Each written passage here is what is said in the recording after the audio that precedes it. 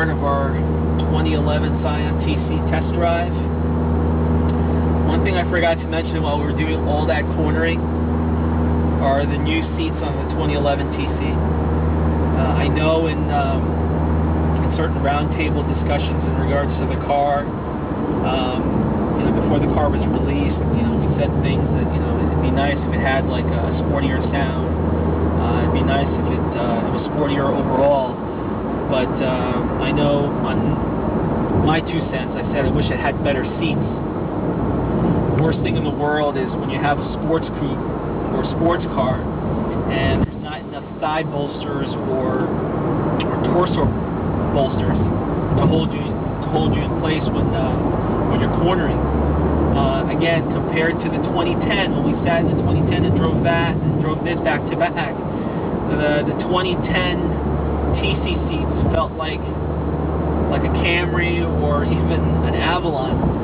I mean, there were bolsters, but they weren't very thick. They weren't holding you into place. With the 2011, you can definitely see the thickness of the bolsters, not just the thigh, but then also the torso. So when you're driving the car hard into a corner, or if you're in left to right transition and switchbacks, you can definitely feel the seats holding you in place.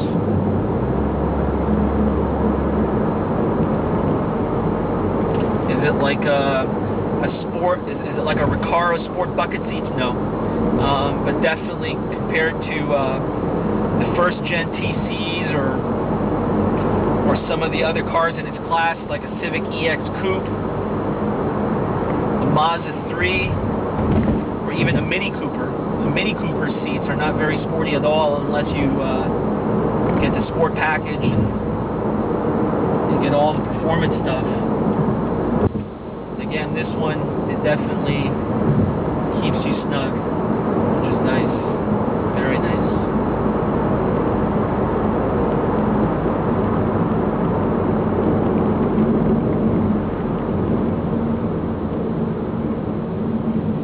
There goes that eco light again, so I guess I'm driving the car.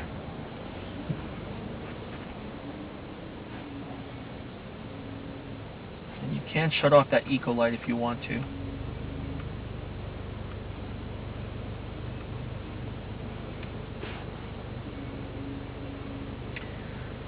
The interior of the car is definitely different from the 2010. The 2010 definitely had a lot more of a luxurious look to it. It had the push-button digital climate control system. It had that fold-away for the audio, the fold-away din. This one definitely has more of a driver-centric dash where everything is angled towards the driver. The first gen, both the front passenger and driver were pretty much sharing all the controls.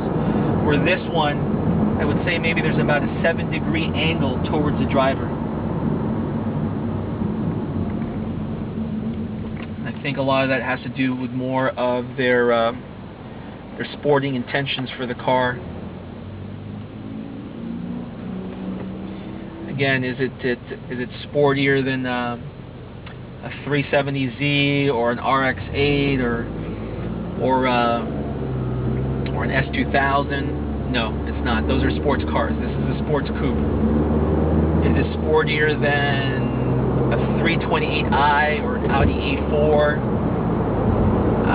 It'd be comparable to that. I mean, granted, the 328 is rear-wheel drive, the Audi A4 is front-wheel drive, but it definitely has that European feel in terms of the ride and handling.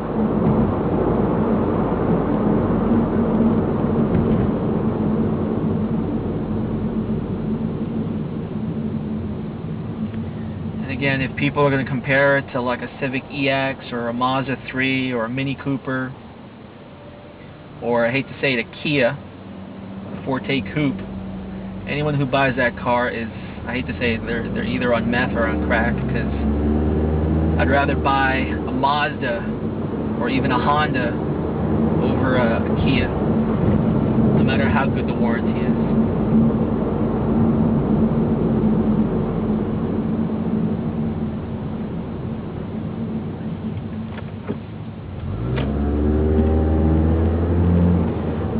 compared to the Civics, the Mazdas, and the Minis, and even the VW Golfs,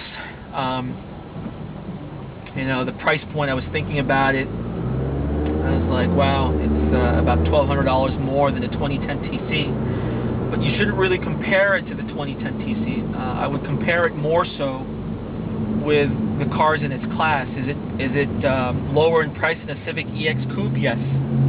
Is it lower in price than the Mazda 3 sedan or the hatchback? Yes. Is it lower in price than a mildly equipped Mini Cooper? Yes. So again, if you compare it to those three cars or even a VW Golf, it still comes out less in price. But you know, there are going to be some people that's going to be like, well, my 2010 TC was $1,200 less. But then you got to look at what you're getting compared to the 2010 TC. A better motor, better handling, better seats, a much cooler and better steering wheel.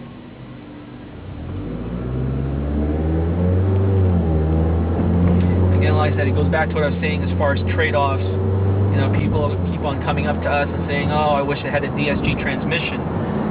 Again, unfortunately, there's only so much that you could fit in an $18,000 car. And I can kind of already see where we had to give up certain things. Yeah, we lost the digital climate control system, but we gained the sport shift transmission, which we didn't have in the 2010. You know, we gave up the automatic on both the driver and front passenger window up and down, but we also got a flat bottom steering wheel.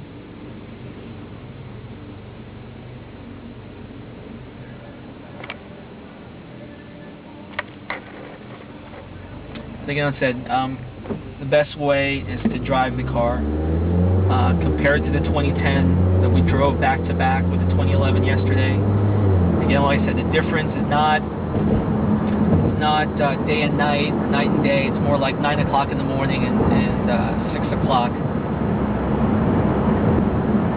or 6 p.m. I guess that's still evening. But it's not 9 a.m. to 9 p.m. It's like 9 a.m. to 6 p.m.